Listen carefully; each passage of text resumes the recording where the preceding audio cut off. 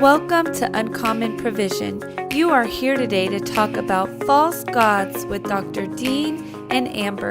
They can't wait to explain the uncommon provision of Jesus Christ in every area of life. Hi everybody, welcome to Uncommon Provision. My name is Amber and I'm here with Dr. Dean. I'm Dr. Dean. Thank you for joining us.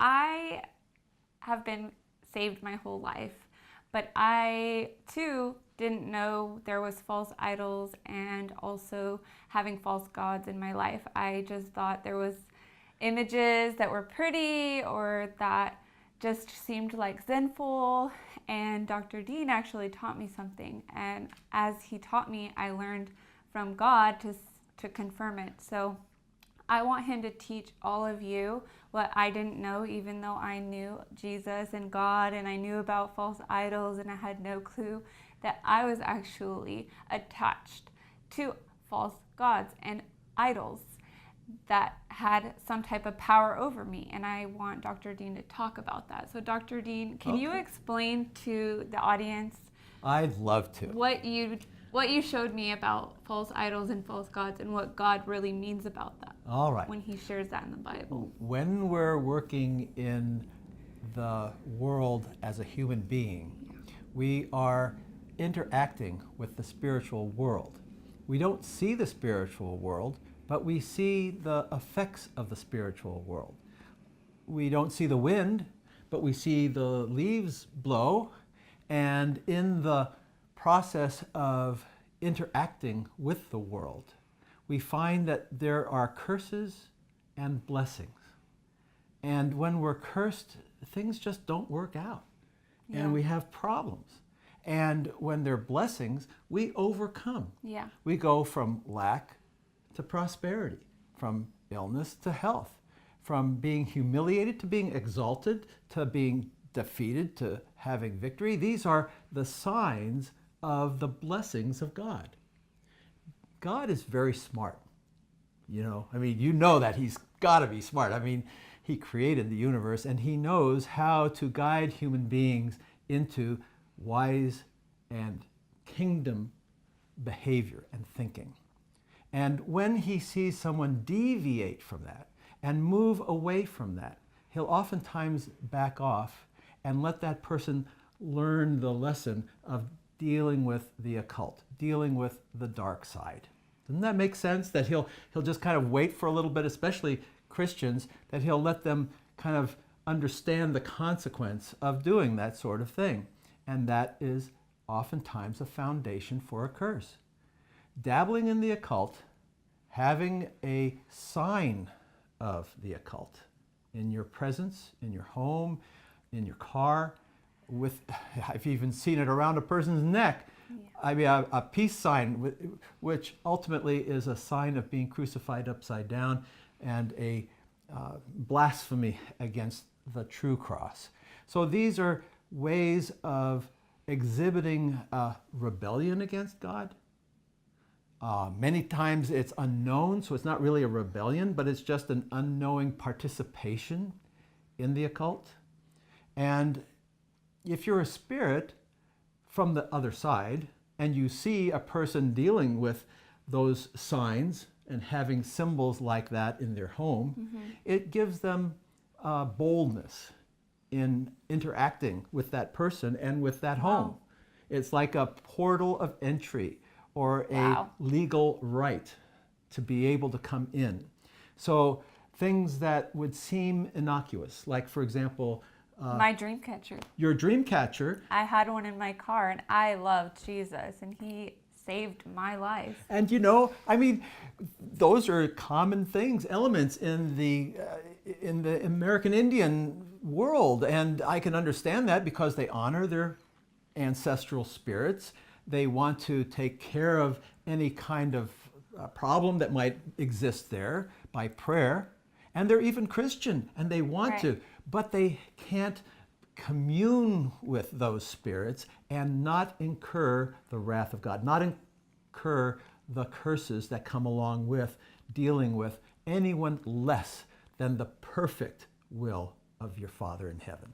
And I used to think it doesn't have control over me, Dr. Dean. Like, why does my dream catcher have to go in the trash? You know, like, I don't understand. And then I realized how much I actually valued it because I couldn't throw it away. Can you believe how much power that it had over me? Because I had a hard time throwing it away. I was like, but I don't want to throw it away. But it's so pretty. But Dr. Dean, I like it, you know? And then you're like, wait, I'm idolizing it. That is I had a no sign. idea. That is the sign of the process of getting involved with the demonic. They entice, Yeah. and then they enslave, and then they torment. And if you give them a little bit, they take it all. I mean, it's slow. It's, you know, there's that story about the frog that you put into a pan and the pan's really hot and the frog goes whoops and jumps right out and saves his life.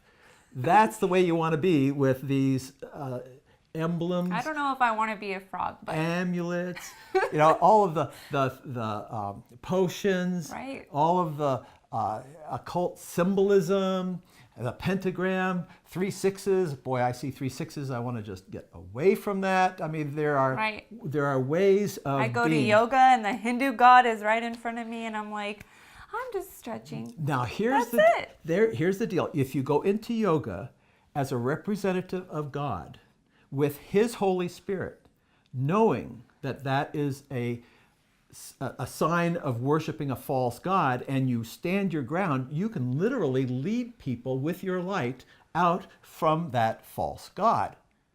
But if you go in there believing that that is okay, and you can worship Shriva, and you can assume these poses, and it's part of your Christian walk, you're going to experience the wrath of God, the negativity that comes from occult practice.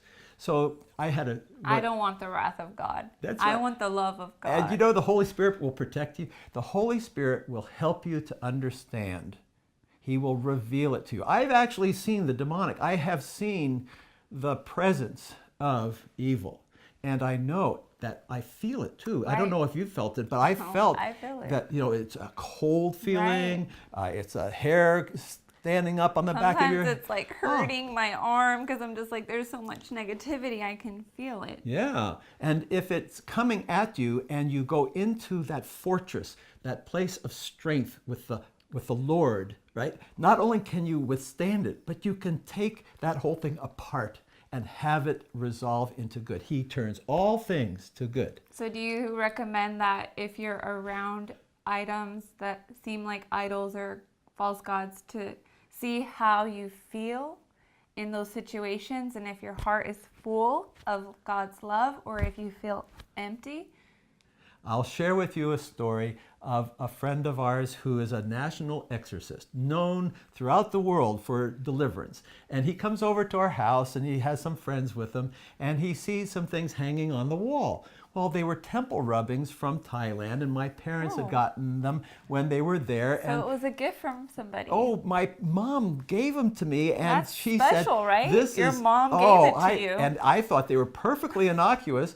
And he looked at them, and his jaw dropped because he saw the demonic in it. And I literally had to take those and destroy them because I did not want them to go into anyone else's hands. Can you believe that a friend could give you something that you thought My was, parents, my own parents, they didn't that wasn't know. going to hurt you or hurt God? But my life improved after that. And after that, I met my wife, Jeannie, and we have a really, people come to our home and feel peace. They feel the True. presence of the Holy Spirit in our home. And that's because we have cleared our home of these, I don't know what you want to call them, negative images. How about that? Or false images or false Yeah. gods or whatever you want to Things call that them. hold power over you that you don't even realize. Yeah, I had some other words I was going to say, but I'm not going to say them. Hey, I'll be polite. I told you, I literally felt like they held power over me. I didn't want to throw them away. They were pretty. They are They connected. excited me because someone gave it to me. That's right. And that to me meant, wow, it really did have power over me. Because we can't see into the spiritual world unless we're gifted as a seer, that is something that we attach to that physical object because we can see that physical object. But in actual fact, the spiritual realm is filled with people without bodies, persons that have intellect and the ability to use those kinds of objects as a way to understand their access point, how they can get in. And so when we clear that stuff away, they come in, they see a clean house, they know the presence of the Holy Spirit, the light chases them out, and we live in peace. I have found that the drama, the people around me that have been at peace has increased, and the number of arguments and things that have been off the wall that have caused consternation in my life has dramatically decreased when I clean my house of any of these objects. Well, I can't wait to hear more about the spiritual realm. Dr. Dean has a whole entire part of his wheel, the wellness wheel, or we call it the integrated spiritual wellness wheel, and he goes into the eternal parts of life, and that's part of our spiritual domain. And the spiritual world is something that really excites me because I now know, as a believer in Jesus, that we live in a world, a spiritual world, that we're actually battling in the spiritual realm almost more than we're living in a physical world. So I can't wait for that. Dr. Dean's going to be back. He's going to talk to you about the spiritual realm, and we're going to go into all different types of things that we want to hear about with the spiritual world. Thank you, Dr. Dean. You're welcome. Thank you, everyone. See you soon.